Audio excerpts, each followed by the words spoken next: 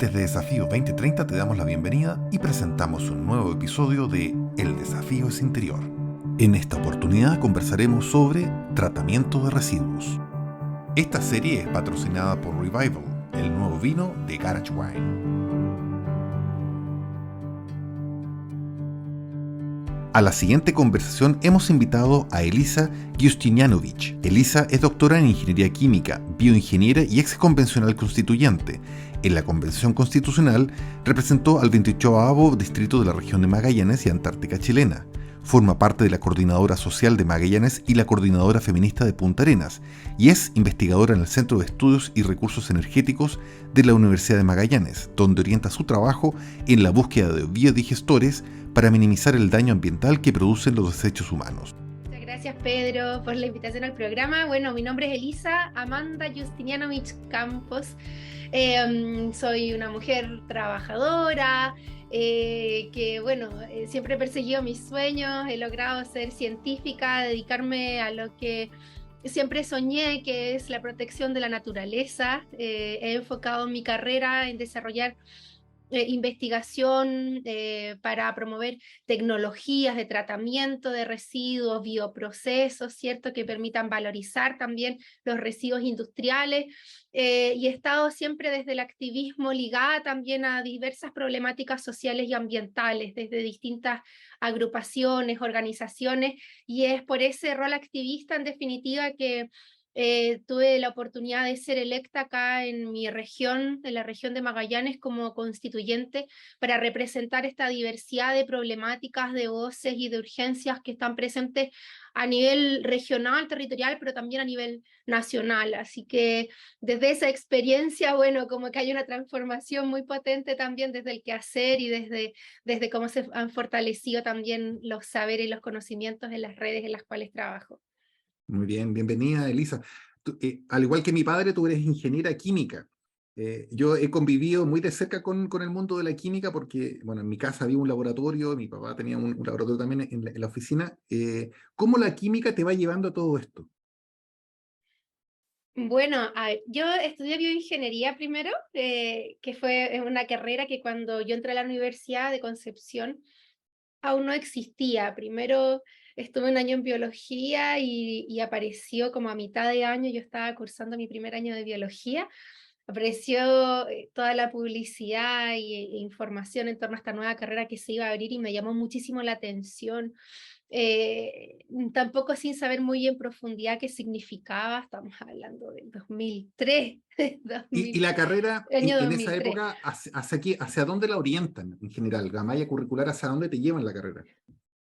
Claro, es una carrera que, dicho en otros términos, es biotecnología o ingeniería en biotecnología, ¿no? Y está enfocada principalmente en poder otorgar soluciones ingenieriles desde lo biológico, ¿no? A través de bioproceso, a través de o investigación ligada a lo farmacéutico, al estudio de determinadas enfermedades.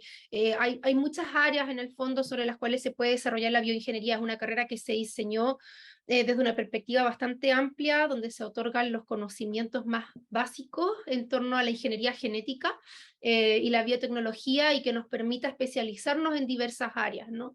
Y es así que yo, luego de tomar esa base, comencé a especializarme ya en mi último año de carrera en biotecnología ligada a bioprocesos para tratamiento de residuos.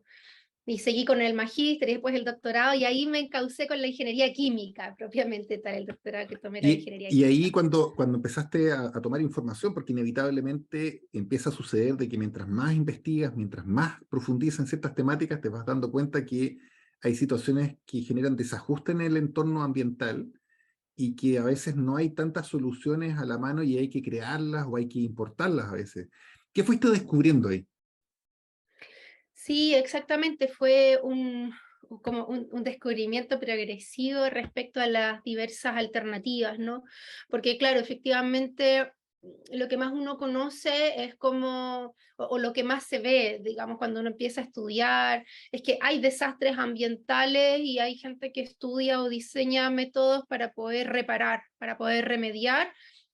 Luego de que sucede un impacto, una situación, por ejemplo, de derrame de petróleo, derrame de algún no sé, compuesto químico, y se diseñan procesos o tratamientos para remediar, para reparar ese daño causado. Por otra parte, había una línea bastante interesante relacionada con el diagnóstico, ¿sabes?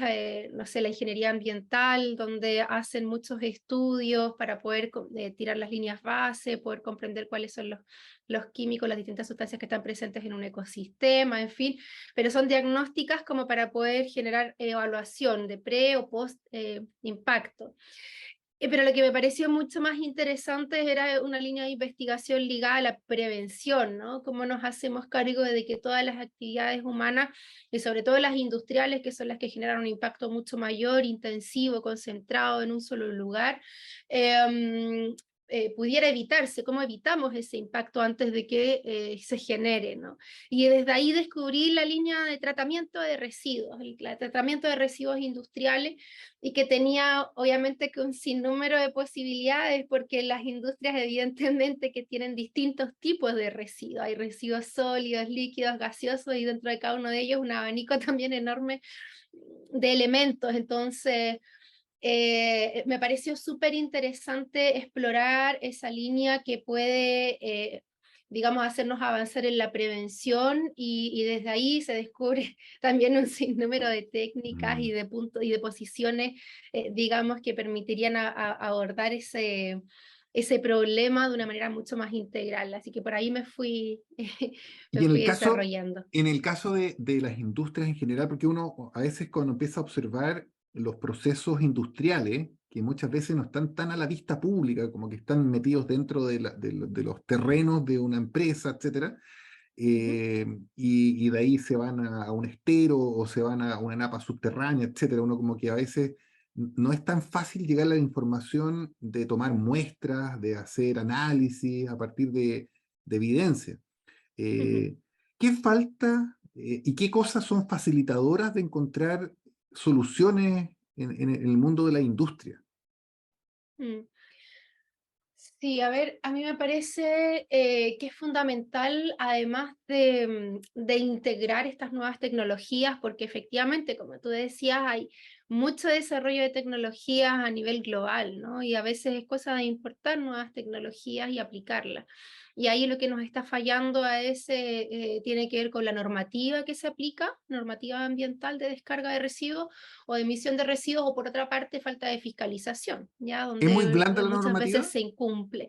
Mira, a mí me parece que al menos en la parte de residuos líquidos, emisión de residuos líquidos, está bien en cuanto a los límites, pero lo que hace falta es fiscalización efectiva, Mm. ¿ya? Hay muchas empresas, digamos, que emiten residuos y donde hay graves falencias, que pucha, que lamentablemente a veces les es más rentable pagar una multa que invertir en una solución biotecnológica, ¿sabes? Una multa, por Entonces, ejemplo, de una empresa, de qué orden de magnitud estamos hablando? ¿Cuánto cuesta una no, multa, por ejemplo? ¿Tenía una idea ahí? no manejo las cifras porque no trabajo en fiscalización, ¿sabes? Yo Ujú, trabajo en el laboratorio. ujú, Pero sí conozco muchos casos, ¿no? De gente que trabaja, que son trabajadores, trabajadoras ujú. de empresas. Por ejemplo, acá tenemos un serio problema con la industria salmonera, y donde somos testigos de algo que sucede bastante seguido, sale en prensa, ¿cierto? Donde se pagan multas millonarias, pero que sin duda significan algo que es bastante plausible para una Mm. industria que genera miles de millones de pesos en ganancias, ¿cierto? Pagar esa multa que evitar, digamos, malas prácticas, ya Claro. ligadas, por ejemplo, al abuso de antibióticos o a la disposición, ¿cierto?, de sus residuos, donde muchas veces son los mismos peces que mueren por causa de enfermedades, producto del hacinamiento dentro de la jaula, o producto, ¿sabes?, de la saturación del ecosistema marino, y por los depósitos de fecas y de alimentos no digeridos, ¿sabes? Van generando condiciones anóxicas, y eso va produciendo un ambiente que no es propicio para la vida. Entonces, hay muertes masivas de los animales, de los peces, y la disposición no está bien regulada. Entonces, bueno, hay muchas problemáticas ambientales donde muchas veces incurren en negligencias de esas características y que se traducen en multas que prefieren pagarlas antes de solucionar esos problemas. Entonces, bueno, Exacto. básicamente hay un problema ligado a la fiscalización, pero por otra parte siento yo que hay un problema que todavía no se ha abordado en profundidad y tenemos una gran oportunidad como país de poder hacerle frente, que tiene que ver con cómo concebimos el desarrollo productivo en nuestro país, ¿ya? Como abordar todo el ciclo de vida de la producción de diversos productos, ¿no? O sea, acá Mm. en Chile tenemos una riqueza exuberante de diversos materiales o posibilidades de poder sostener nuestra economía en base a una diversidad de ecosistemas también que están presentes, materialidades, en fin, y que lamentablemente tenemos una visión que se ha mantenido durante muchas décadas y que ha hecho que sostengamos nuestra economía en base al extractivismo, sencillamente sin agregar nuevos procesos, nuevas tecnologías y Y en generar ese innovación sentido, en base a aquello. Elisa, Ujú, en relación a lo que estabas comentando, la economía circular que de alguna forma también viene a replantear el paradigma de cuál es la línea de producción finalmente, es decir, mm, entender desde el origen, desde soluciones de diseño hasta algunos procesos que van dentro de la cadena y al final incluso de cómo generar a partir de los residuos materias primas que permitan generar nuevos productos, nuevas soluciones en vez de desecharlos directamente al medio ambiente. Entonces, ¿qué has visto ahí en toda esta conversación también de activismo territorial, de cómo poner el punto sobre las IES? ¿Cómo fue apareciendo todo ese mundo y la economía circular? mm. Sí, exactamente. A través de las investigaciones en bioprocesos para el tratamiento de residuos, comenzamos ahí con los grupos de investigación donde me he desarrollado eh, a comprender que el tratamiento de residuos estaba comenzando a reenfocarse a la valorización de estos residuos y concebirlos como nuevos materiales, materiales no aprovechados por la industria, ¿ya? Y cómo poder dotarles de valor a través de nuevos procesos que se pueden integrar a la cadena productiva, al ciclo de vida, ¿cierto? De toda una actividad industrial. Y desde ahí comenzamos a desarrollar, bueno, ya en mi tesis de posgrado, cómo darle valor, por ejemplo, al gas que genera el tratamiento de los residuos orgánicos, ¿ya? Cómo poder utilizar ese gas, el biogás, como energía que se puede integrar al mismo proceso original, por ejemplo, ¿ya? Cómo poder utilizar la biomasa que se genera a partir de este bioreactor que va tratando un residuo como una nueva fuente orgánica para otro proceso de generación de biocombustible. En fin, hay muchas alternativas de cómo revalorizar lo que antiguamente era considerado como un residuo, como un descarte que había que disponer.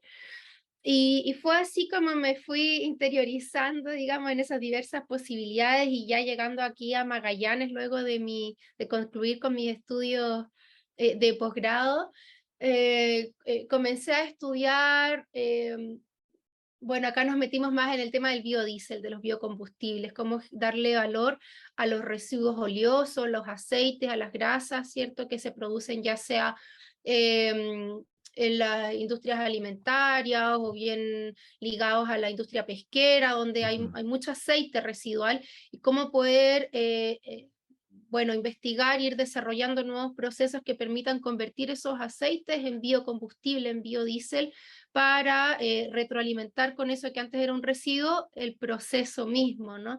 Tal cual. Eh, y hay otras como que me fascinan mucho, que también estuve investigando un tiempo e intentando implementar por acá, que es toda la tecnología que es mucho más cercana también a las comunidades y a las familias de los biodigestores, ¿ya? De cómo las familias campesinas, por ejemplo, las comunidades campesinas, pueden también utilizar todos los desechos de los animales, ¿sabes? O del campo, y digerirlos en estos artefactos y producir su propio gas, su propio combustible y así avanzar a la soberanía también energética o la autonomía energética de las comunidades. Hay cosas muy Tal cual. interesantes que... Elisa, y en relación a eso mismo que has estado de alguna forma más cercano a comunidades, ¿cómo empieza a aparecer o qué te gatilla que empieces a asumir un rol más, eh, más de activismo social, más que de alguna forma fue como una antesala a lo que has hecho en el proceso constituyente. ¿Qué crees tú que lo que te fue llevando a ese nuevo mundo de posibilidades? Mm. Bueno, yo creo que tiene que ver también con el conocimiento y las posibilidades de desarrollar nuevas alternativas con ello, y que depende mucho también de cómo se distribuye, de cómo generamos una distribución equitativa de aquello. Tenemos un problema grave en nuestro país respecto a la falta de garantías en torno a las posibilidades de educarse, a las posibilidades de acceder, digamos, a determinados saberes, determinados conocimientos, y que a mí me parece preocupante. Bueno, eso es ligado también a muchas otras carencias también que tenemos a nivel social en nuestro país, que han generado muchas desigualdades. Entonces, bueno, desde ahí surge también como un motor de querer activar, de querer organizarse, de querer trabajar en pos de generar una distribución equitativa, no solo del conocimiento, sino que también del poder en sí mismo, ¿no? Porque como ciudadanas comunes y corrientes no podemos participar activamente, incidir en las decisiones que afectan nuestras vidas, en los territorios, donde muchas veces esas decisiones dependen de poquitas personas, ¿cierto? Y se toman a puerta cerrada. ¿Y Hay cómo muchas aparece cosas en el fondo que... esta posibilidad de ser constituyente? ¿Cómo llegas ahí? Bueno, fue una decisión colectiva, ¿no? Yo, como te mencionaba, además de científica, de desarrollarme en el área de la academia, soy activista hace una década o más que me desenvuelvo también desde lo comunitario, desde lo colectivo, principalmente activando en causas que me parecen justas o necesarias o urgentes. Partí de la universidad con un colectivo pequeñito, Sustenta, ¿cierto? Donde empezamos a desarrollar un proyecto para poder reciclar en la universidad. Nos parecía que una universidad pública y tan conocida y connotada como la Universidad de Concepción, que no tuviera un plan de gestión de los propios residuos del campus, era algo que estaba muy en contra de todo su perfil valórico. Y empezamos a desarrollar también autónomamente un proyecto de reciclaje y separación de los residuos, de diseñar todo un trayecto. Empezamos a levantar un plan piloto en algunas facultades, empezamos a hacer mediciones de cuál es la distribución de los residuos que se generan, cuál es el porcentaje del orgánico, de los plásticos, de los aluminios, y entregamos ese proyecto a la universidad. Bueno, aquí está la pega hecha, ustedes tienen que implementarlo. Y fue así como pasaron un par de años y bueno, la universidad tomó la decisión de implementar un plan de gestión de residuos domiciliarios, digamos, de los residuos tradicionales, que ya tenían uno de los residuos tóxicos o peligrosos, pero bueno, todo lo que va al tacho de la basura no pasaba nada.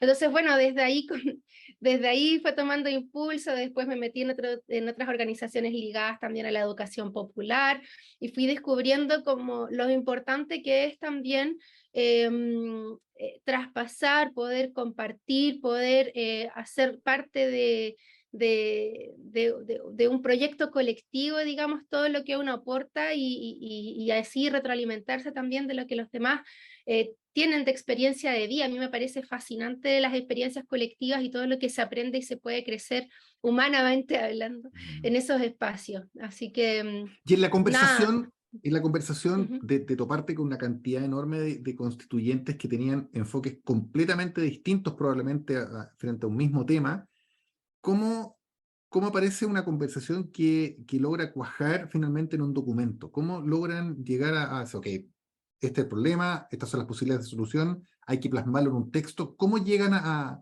resolverlo ahí? En temas, por ejemplo, ambientales. Claro.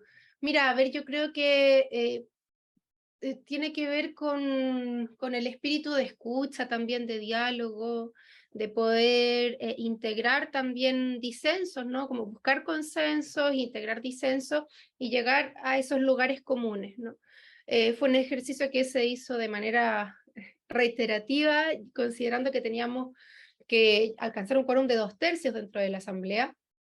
Y fue así como en cada una de las comisiones. Ese fue el ejercicio que se hizo una y otra vez hasta alcanzar cada uno de los acuerdos que terminó transformándose en una norma constitucional.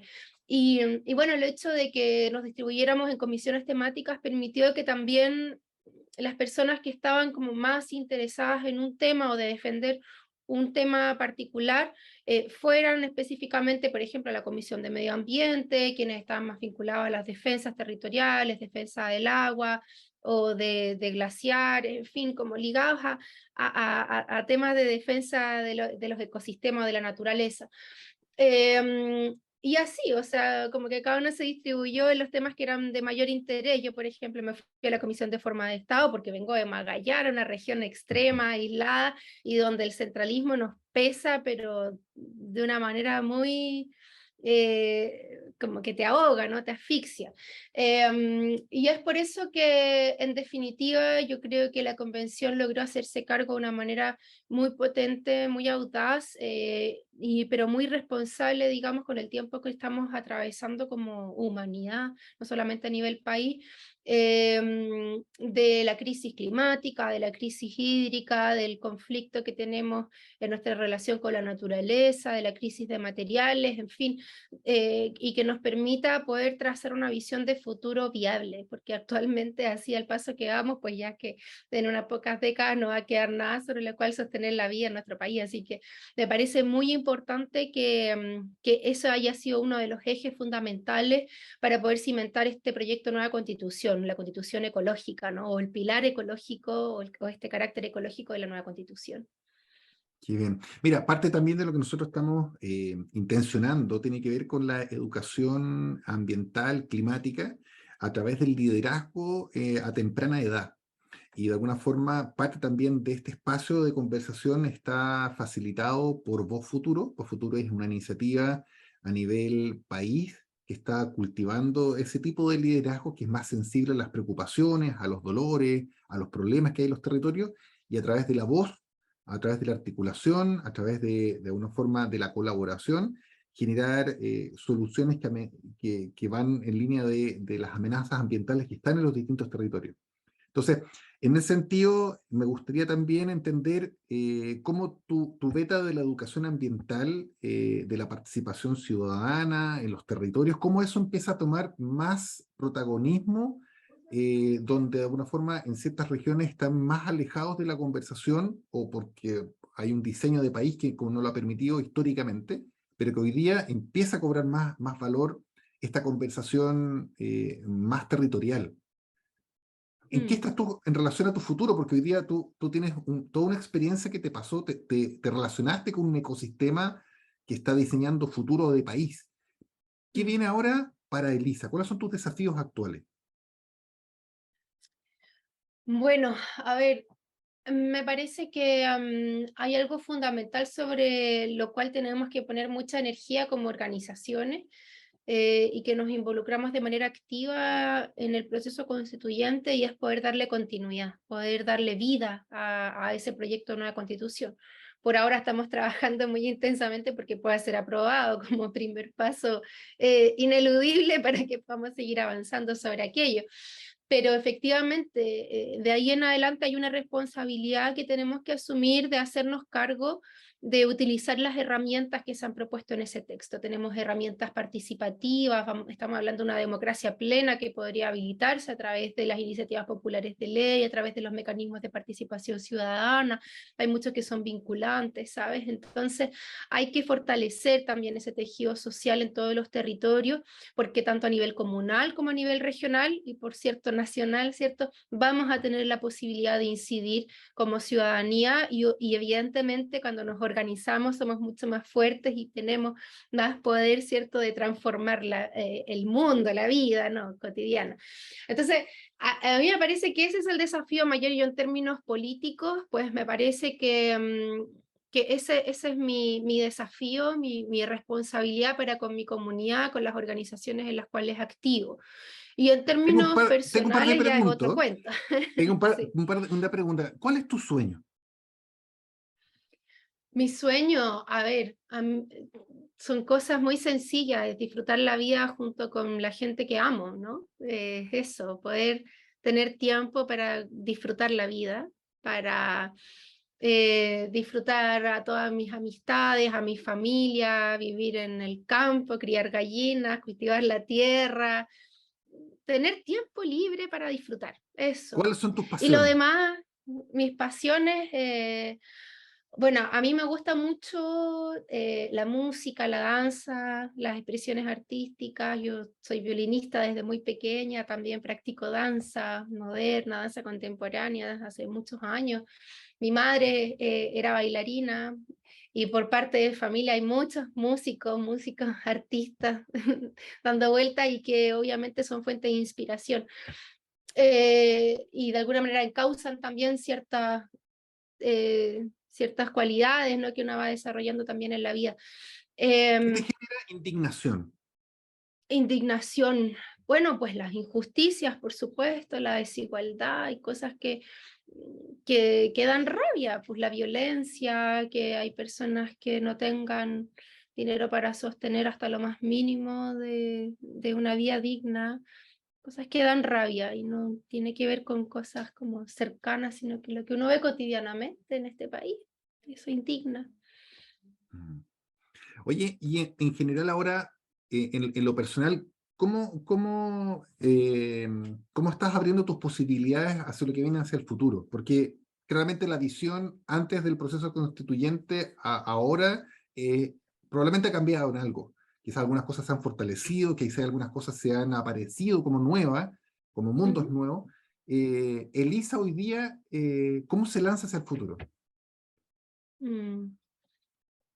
Bueno, por ahora desde una posición bastante reflexiva, o sea, activando igual intensamente en la campaña, como te mencionaba, pero también reflexiva para poder también integrar todo lo que se ha aprendido durante un año que fue bastante intenso. En la convención estuvimos a tiempo completo, de lunes a domingo, desde muy temprano hasta muy tarde de la noche, entonces eso evidentemente no da mucho tiempo para la reflexión, para integrar lo que uno va viviendo, las experiencias, los saberes compartidos. Y me parece muy necesario poder darme ese tiempo dentro de los próximos meses antes de retomar y generar esa proyección, vamos, hacia dónde vamos a seguir enfocando la energía. Así que por lo pronto, nada, quiero darme ese espacio más interno, más íntimo, y luego probablemente, bueno, lo que te mencionaba, ¿no? Desde lo político, fortalecer las organizaciones en las cuales participo, las redes, y en lo profesional me encantaría poder seguir desarrollando el área por la cual me especialicé, pero me gusta mucho más compartir también esos conocimientos. Me gustaría mucho también dedicarme a la docencia. Me parece necesario e imprescindible que se pueda ir multiplicando las voluntades dispuestas a poder generar estos cambios de mundo, estas transformaciones también tan necesarias para nuestro país, ¿sabes? ¿Cuál crees tú, y aquí es una pregunta que es más desde este programa de conversación, cuál crees tú que es tu principal desafío interior? Mi principal desafío interior es como muy difícil esa pregunta que me plantea, como el desafío interior. La verdad es que yo tengo como un legado de aprendizaje ligados al desarrollo personal, a lo terapéutico, desde mi abuela, desde mi madre también, muy fuerte y como en términos de desarrollo personal, pues me gustaría seguir explorando aquello. Estoy haciendo la formación de facilitadora de biodanza, por ejemplo. Me gustaría mucho seguir fortaleciendo ese camino ligado a las terapias grupales, colectivas, que las he experienciado y he compartido también muchos de esos saberes que me traspasó mi abuela desde muy pequeña, y sobre todo dentro de los espacios colectivos políticos feministas, ¿no? Trabajando con mujeres sobrevivientes de violencia, en los acompañamientos, y he visto los efectos que tiene también sobre las personas y son muy, muy positivos en cuanto a cómo se enfrenta también esas dificultades y cómo se van superando también esas heridas o esos dolores. Entonces, en términos como más íntimos, es algo que no solamente me sirve a mí, ¿sabes? Para poder ir integrando también otros aspectos de mi vida, sino que también para compartir esos conocimientos con otras personas, facilitar estos espacios de sanación, de crecimiento, de desarrollo personal. Es algo que también estoy haciéndome cargo de aquello. Quisiera yo seguir también ese legado de mi abuela. Ya en ánimo de cierre, preguntarte si hay algún mensaje que te gustaría, aprovechando este espacio, de entregarle a Chile. Un mensaje para Chile. A ver, bueno, me parece que estamos frente a a un punto de inflexión muy, muy interesante, muy anecdótico, un hito histórico, y que hemos logrado abrirlo a punta de pura voluntad, o tal vez tiene que ver con con una sensación de urgencia, de ya no tener ninguna gana de seguir esperando, ¿sabes? Hemos estado esperando durante décadas, esperando por una atención médica, esperando en una fila de un banco, esperando por justicia, esperando, y no hay respuestas a tantas urgencias que tenemos como país. Yo creo que es tiempo ya de actuar. Tenemos que tomar realmente decisiones que apunten a abrir nuevos caminos, y tenemos que tomar esa conciencia de lo que significa hacernos responsables también de transformar, de crear nuevos mundos posibles, y creo que tenemos esa posibilidad hoy de poder abrir esas puertas para transitar hacia nuevos lugares posibles. Yo creo que eso es muy importante cuando hablamos de una democracia plena, cuando hablamos de un estado social democrático de derechos. Eso es lo que estamos abriendo: puertas, ventanas, caminos, y una caja de herramientas muy diversa para que las podamos utilizar y hacernos parte activa también de la construcción de ese nuevo Chile. Ese yo creo que es el principal mensaje, más allá de todos los contenidos diversos que pueda contener este nuevo proyecto de constitución. Es importante tomar ese nivel de conciencia y hacerse responsable para gatillar esos cambios. Ahí está, Elisa, fuerte y claro, el mensaje es directo a lo que viene hacia el futuro, y yo quiero agradecer este ratito de conversación. A veces se pasa muy rápido, y la idea también es que las personas que nos están escuchando también vayan conectando con una visión distinta, con una visión renovada de lo que viene hacia el futuro, hacia la sostenibilidad. Así que, Elisa, muchas, muchas gracias. Muchas gracias a ti, Pedro, y bueno, ahí cualquier otra invitación que nos quieran hacer, estamos a disposición. Hay harta información respecto a lo que se ha hecho en torno a esta nueva constitución, y bueno, hay contenidos muy, muy interesantes en torno a las temáticas que ustedes están abordando. Esta serie es patrocinada por Revival, el nuevo vino de Garage Wine.